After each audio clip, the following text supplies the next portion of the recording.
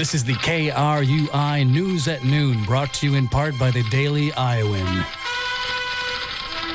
This is KRUI, Iowa City.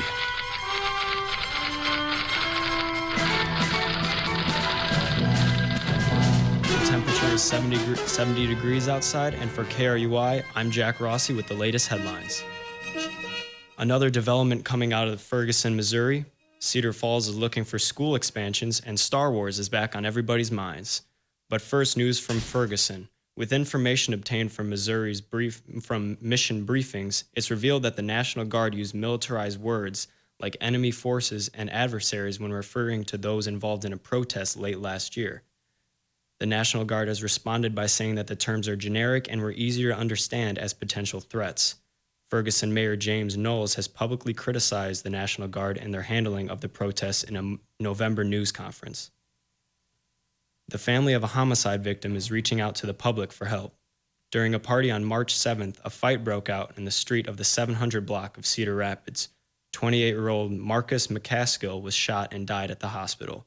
In a video posted by McCaskill's sister, Boniquez Fowler, is seeking help finding the person responsible for her brother's death, saying he was an innocent bystander in the wrong place at the wrong time.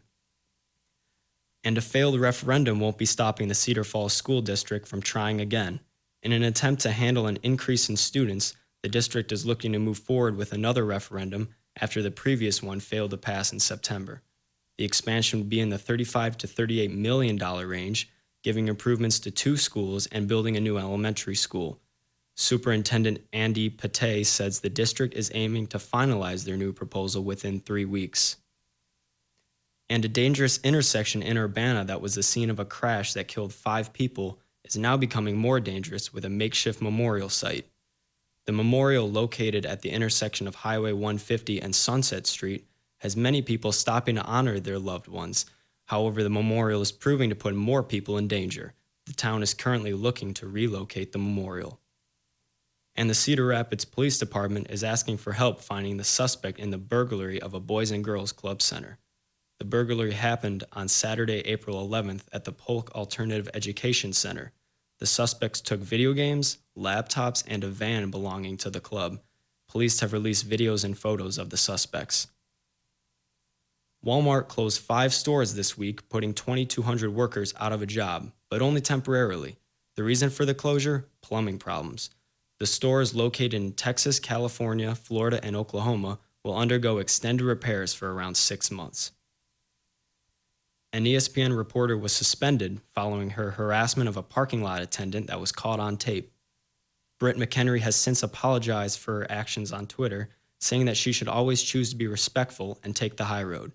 McHenry's suspension is just one of many ESPN personalities suspended in the last year. Anchor Keith Olbermann was off air after comments made on Twitter with a Penn State fan, and Bill Simmons was suspended after calling NFL Commissioner Roger Goodell a liar. Google could be having a bigger presence in Iowa. The company is looking for a $1 billion expansion onto their Council Bluffs data center. They are looking for $20 million in tax refunds from the state. The expansion would double staff to 70 people. The Iowa Economic Development Authority is considering the project today.